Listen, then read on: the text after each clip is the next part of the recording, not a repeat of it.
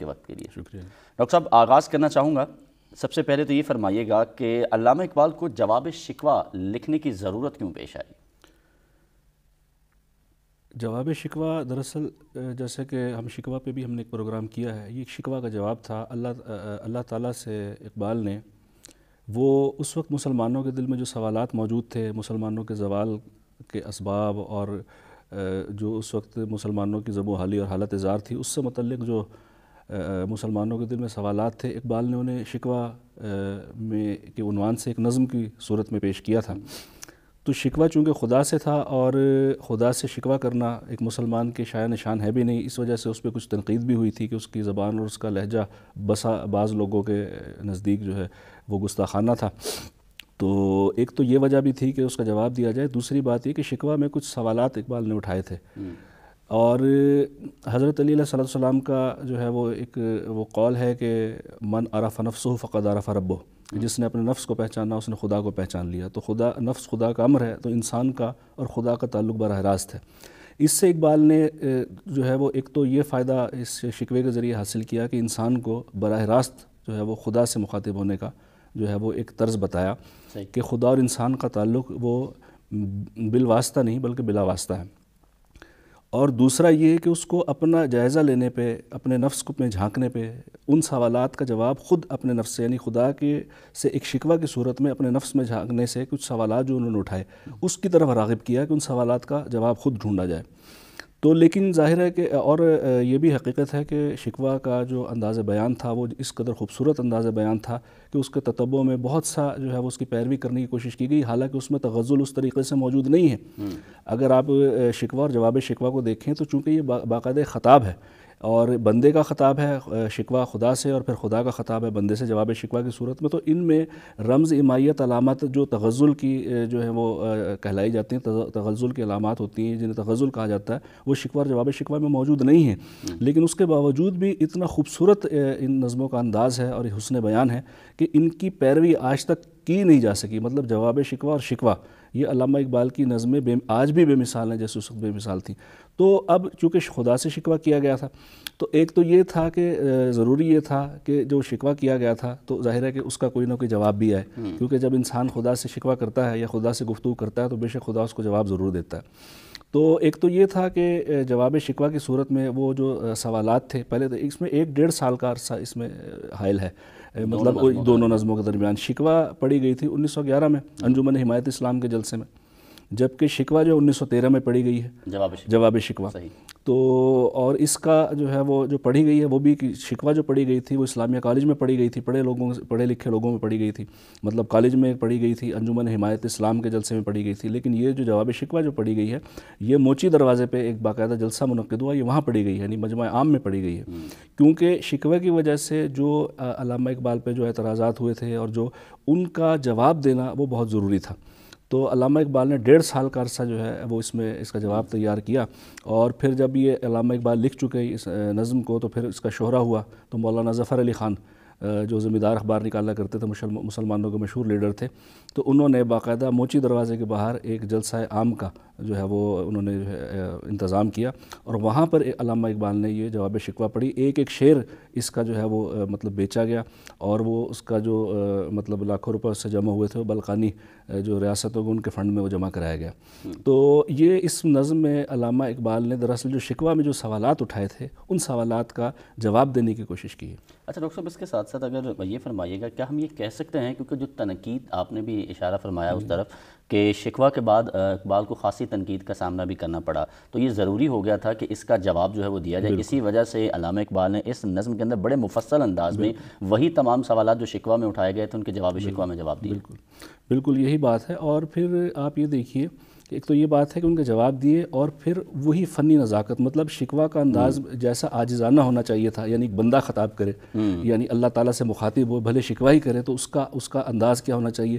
اور پھر جواب شکوہ میں دیکھیں کہ جو خطاب ہے وہ خدا کا بندے سے ہے، تو اب وہاں وہ لہجے کی عاجزی اور انکساری نہیں، اب اس کا نظم کا لہجہ بڑا جو ہے وہ خاص طور پہ بڑا اہمیت کا حامل ہے کہ شکوہ اور اس میں شکوہ میں عاجزی ہے، جبکہ جواب شکوہ میں جلال ہے، تمکنت ہے، فہمائش ہے، تو وہ لہجہ جو ہے مطلب ہے کہ جیسا خدا کو جواب دینا چاہیے تھا۔ اور پھر ایک اور اس میں کمال یہ ہے کہ اگرچہ شکوہ تو بندے نے کیا تھا، لیکن وہ اللہ تعالیٰ کی طرف سے جو جواب آیا ہے تو اس میں اس شکوے کو انہی کی طرف پلٹ دیا گیا ہے، مطلب مسلمانوں کی طرف پلٹ دیا گیا ہے کہ جو تم شکوہ جو ہے وہ تم کرتے ہو، دراصل وہ شکوہ یہ نہیں ہے کہ میں یہ میری طرف سے، یعنی اللہ تعالیٰ نے جو ہے وہ تمہیں نہ ایسی بات نہیں ہے، یہ تم زوال کا شکار اپنی وجہ سے ہو۔ اور یہ قرآن کریم کی آیت بھی ہے کہ جو اچھائی تم تک پہنچتی ہے، ما اصابک من حسنۃ فمن اللہ وما اصابک من سیئۃ فمن نفسک، تو تم تک جو برائی پہنچتی ہے تمہارے اپنے نفس کی طرف سے، جو اچھائی پہنچتی ہے وہ خدا کی طرف سے۔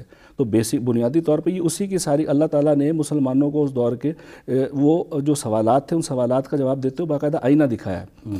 اور اگر آپ اس کے فن کو دیکھیے تو وہ بھی بڑا کمال ہے، مطلب ہے کہ وہ جیسے اس کا آغاز کیا گیا تھا، کیوں ضیاء کار بنوں سود فراموش رہوں، شکوہ کا جو آغاز ہو رہا ہے، نالے بلبل کے سنوں اور ہمتم گوش رہوں جی، اور ذکر فردا نہ کروں محو غم دوش رہوں، ہم نوا میں بھی کوئی گل ہوں خاموش، مطلب وہ ساری۔ اب یہاں پہ جو اس کا آغاز ہو رہا ہے بند کا کہ بات جو دل سے نکلتی ہے اثر رکھتی ہے، اور یہ دیکھیے تو آپ ایک جو ہے نا ان کا شعر ایک محاورہ ہی بن گیا ہے، عام طور پر بن گیا ہے بالکل، کہ بات جو دل سے نکلتی ہے اثر رکھتی ہے، پر نہیں طاقت پرواز مگر رکھتی ہے۔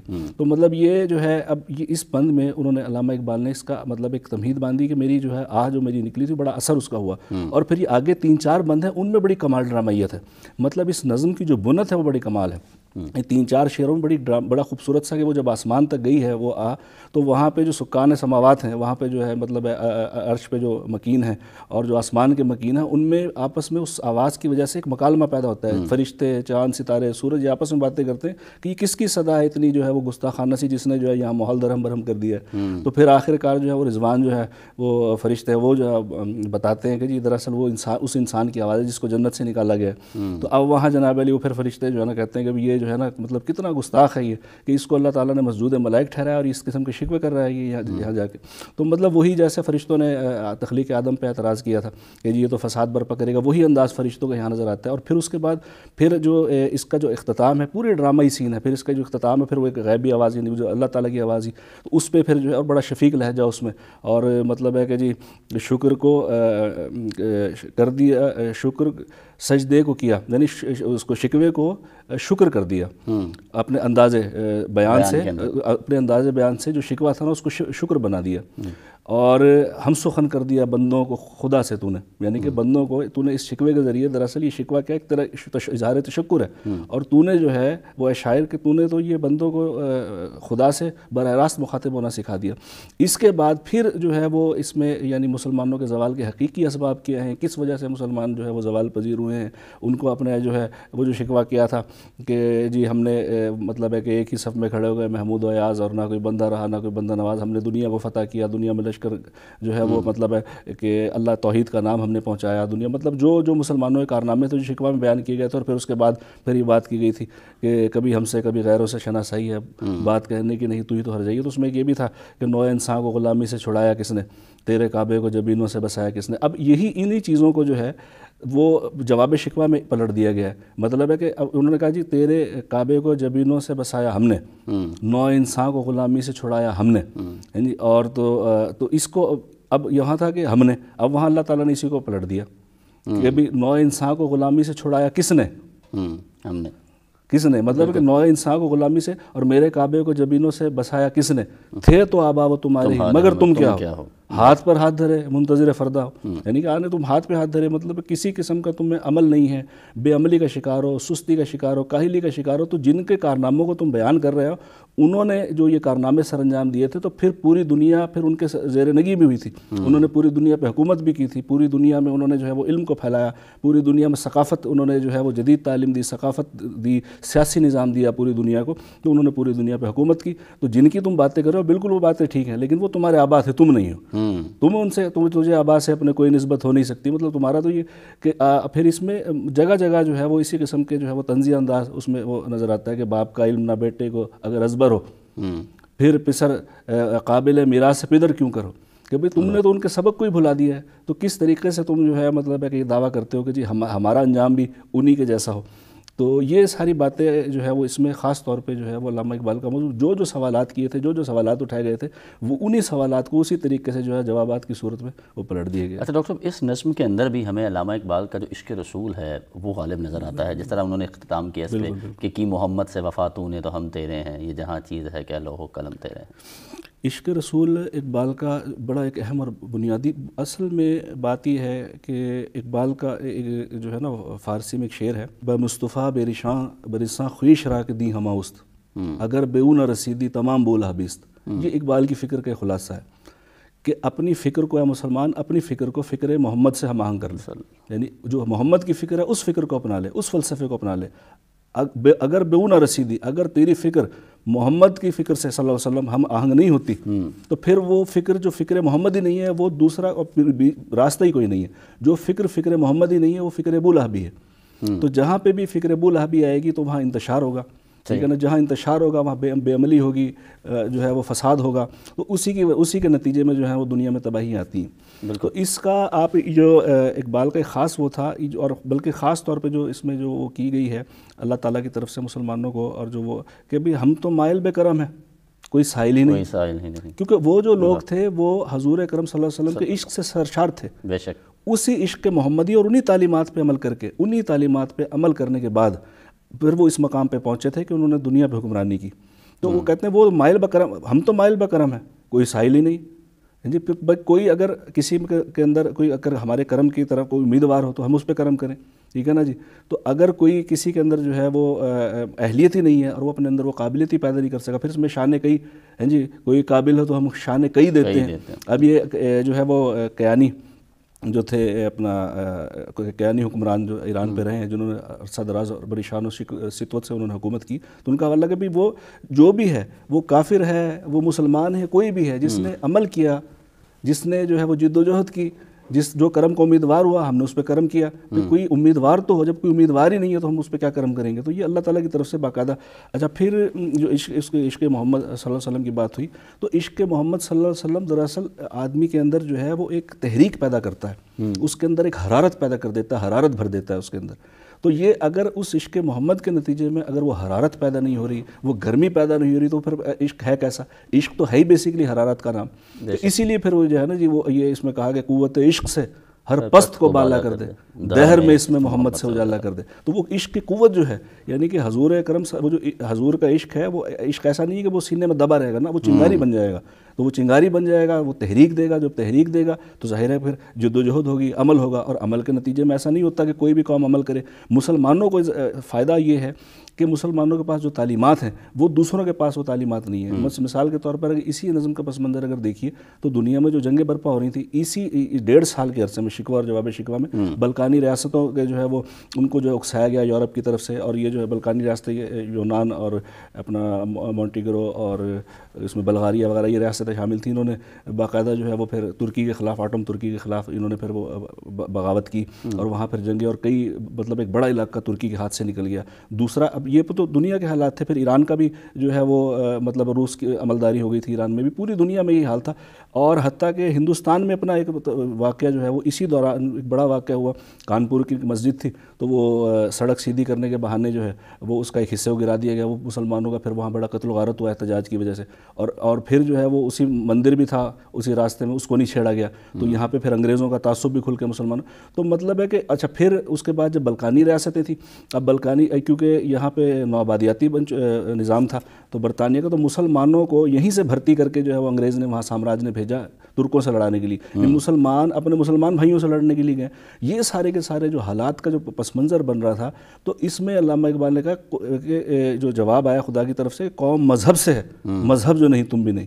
مطلب یہ پورا بند اگر آپ دیکھیے نا، کس قدر تم پہ گراں صبح کی بیداری ہے، ہم سے کب پیار ہے، ہاں نیند تمہیں پیاری ہے۔ شکوہ تو کر رہے ہو، میں تمہیں صبح کو بلاتا ہوں، اٹھو صبح اٹھ کے نماز پڑھو، کس قدر تم پہ گراں، مطلب تم صبح کو اٹھ نہیں سکتے تو مجھ سے محبت کا دعویٰ کر رہے ہو، کس قدر تم پہ گراں صبح کی بیداری ہے، ہم سے کب پیار ہے، ہاں نیند تمہیں پیاری ہے، اور طب آزاد پہ قید رمضاں بھاری ہے۔ مطلب روزے رکھنے سے بھی گیا، تم ہی کہہ دو یہی آئین وفاداری ہے، کہ مطلب جو محبوب کہے اس کی باتوں کو الٹ کرو برعکس کو۔ تو قوم مذہب سے ہے، مذہب جو نہیں تم بھی نہیں۔ ٹھیک، جذب باہم جو نہیں، محفل انجم بھی نہیں. تو تمہیں مذہب نے آپس میں جوڑ رکھا ہے. اور جو دنیا میں جو فساد پھیل رہے ہیں، جو دنیا جس کی وجہ سے مفاسد کا گھر بنی ہے، وہ کیا ہے؟ وہ وطنی نظریہ ہے، وہ قوم پرستی ہے. یہ جو تمام کی تمام جنگیں اس وقت ہو رہی تھیں، یہ مادیت کی، اور مادیت کی بنیاد وطنی قومیت نے رکھی تھی. کیونکہ وطنی قومیت کا نظریہ یہ تھا کہ آپ جس خطہ ارضی میں رہتے ہیں آپ اسی کی وجہ سے قوم ہے. مثال کے طور پہ اگر آپ جو ہے وہ جرمنی میں رہتے ہیں تو آپ جرمن قوم ہیں، اگر آپ اٹلی میں رہتے ہیں تو پھر اطالوی ہیں. ٹھیک ہے نا. تو مسلمانوں کے ہیں تو تصور نہیں، مسلمان اگر پاکستان میں رہے گا، ہندوستان میں رہے گا یا امریکہ میں رہے گا وہ مسلمان ہوگا. تو ہمارا جو تصور قومیت کا ہے، قوم کا جو ہمارا تصور ہے، وہ ہمارا تصور ہے روحانی، اور ان کا تصور ہے جغرافیائی، ان کا تصور ہے مادی. اس مادی تصور کی وجہ سے جب عیسائیت ان کے ہاں ختم ہو گئی، عیسائیت کا روحانی تصور ختم ہو گیا، تو ایک ملک دوسرے پہ چڑھ دوڑا. اچھا، پھر وہاں انہوں نے جو ہے صنعتی انقلاب آ گیا. صنعتی انقلاب آنے کے بعد پھر انہوں نے تو اس کے ظاہر ثمرات پھر انہوں نے جو اٹھانے شروع کیے ہیں. تو مسلمان بجائے اس کے کہ بھئی جو ہے وہ اس جدید سائنسی تعلیمات کی طرف راغب ہوتے، تو وہ اور زیادہ بے عملی کا شکار ہو گئے. خاص طور پہ ہندوستان میں تو یہ ہوا کہ وہ خانقاہی تصوف کی طرف جو ہے وہ انہوں نے بالکل تقدیر کے سپرد کر کے اپنے آپ کو جو بالکل ہی جو ہے ہر کوئی محوے مئے تن آسانی ہے، یعنی ہر کوئی تن آسانی کی جو ہے وہ اس میں جو مست ہوا ہے کہ بھی بس کام نہ کرنا پڑے، کچھ نہ کرنا پڑے. تو یہ اقبال نے جگہ جگہ اس پہ تنقید کی ہے. تو اب بات وہیں پہ آ جاتی ہے کہ جو عشق محمد ہے، وہ عشق محمد صلی اللہ علیہ وسلم وہ تحریک اور وہ جذبہ پیدا کرتا ہے، وہ نور پیدا کرتا ہے کہ جس کی وجہ سے پھر آدمی جو ہے وہ عمل کی اور جد و جہد کی طرف سے، اور اس آئین کو، اس قانون کو جو کہ پوری جو ہے وہ دنیا کے لیے مفید ہے، پوری دنیا کے لیے. کیونکہ حضور اکرم صلی اللہ علیہ وسلم جو ہے وہ آپ کسی ایک قوم کے لیے، ایک ملت کے لیے نہیں، بلکہ اب تو جہانوں کے لیے رحمت ہے. تو وہ جو آپ کا قانون ہے وہ بھی پوری دنیا کے لیے، پورے جہانوں کے لیے رحمت ہے. تو وہ پھر جب مسلمان اس ذمہ داری کو محسوس کرتا ہے تو پھر وہ ظاہر ہے تو پھر اس میں اگر آخری اس کو دیکھیں تو یہی تعلیم دی گئی ہے، تو نہ کمایا تو ذرے سے بیاباں ہو جا. ٹھیک ہے نا. مطلب شعر شروع ہوتا ہے کہ بند شروع ہوتا ہے، مثل ابو قید ہے غنچے میں پریشان ہو جا. یعنی تو نے اپنے آپ کو محدود کر لیا ہے بالکل. جیسے خوشبو غنچے میں کہہ دو نا، رخت بردوش ہوائے چمنستاں ہو جا، یعنی کہ چمن کی ہوا پہ بیٹھ کے اپنے آپ کو پھیلا دے. رخت بردوش ہوائے چمنستاں ہو جا، تو مطلب ہے کہ ہے تو نہ کمایا تو ذرے سے بیاباں ہو جا. ٹھیک ہے نا. تو مطلب ہے کہ پھر آگے پھر یہ بات کرتے ہیں کہ جی قوت عشق سے ہر پست و بالا کر دے. مطلب ہے جو تیرا عشق کی قوت ہے، عشق محمدی ہے، وہ تجھے ذرے سے بیابان، تیرے اندر وسعت پیدا کرے گا.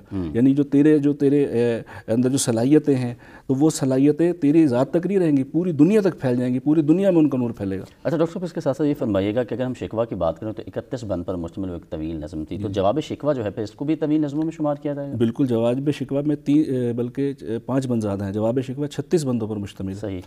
تو یہ ظاہر ہے یہ اقبال کی طویل نظم ہے. اس کو انہوں نے لکھا، اس کی بحر جو ہے وہ ہے مفائل فیلاتن بحر رمل، اسی میں اس کو لکھا گیا ہے. مسدس کی حیت میں ہے یہ. 4 مطلب ہے مسدس سے ترکیب بند کی حیت میں ہے. پہلے 4 مصر ہم کافیہ ہوتے ہیں اس میں، اور آخری جو دو مصریں ہیں وہ ہم کافیہ ہوتے ہیں. تو 6 مصروں کا اس کا ایک بند ہے. صحیح. تو ایک بند میں جو ہے وہ 3 شعر ہیں. پہلے 2 شعر ہم کافی ہیں، اور اس کے بعد پہلے 2 شعر اور آخری 2 مصریں ہم کافی ہوتے ہیں. تو یہ ترکیب بند کی حیث میں لکھی گئی ہے، اقبال کی طویل نظموں میں شمار ہوتی ہے. اچھا، اس کے مرکزی خیال کی طرف اگر آئیں ڈاکٹر صاحب تو کیا ہے اس کا مرکزی خیال؟ اس کا یہی ہے کہ اس میں بنیادی طور پر جو اللہ تعالیٰ کی طرف سے مطلب ایک جواب ہے، اس میں یہ بتایا گیا ہے کہ مسلمانوں کا جو زوال ہے، ان کے زوال کے جو حقیقی اسباب ہیں، وہ انہیں کہیں باہر تلاش نہیں کرنے چاہیے. نہ ان کو جو ہے وہ دوسری قوموں کی طرف دیکھنا چاہیے، نہ ہی ان کو جو ہے وہ خدا سے شکوہ کرنا چاہیے، بلکہ اس کے تمام اسباب خود اپنے اندر تلاش کرنے چاہیے. ٹھیک ہے نا جی. مثال کے طور پہ اب ایک منفعت ایک ہے، اس قوم کی نقصان بھی ایک.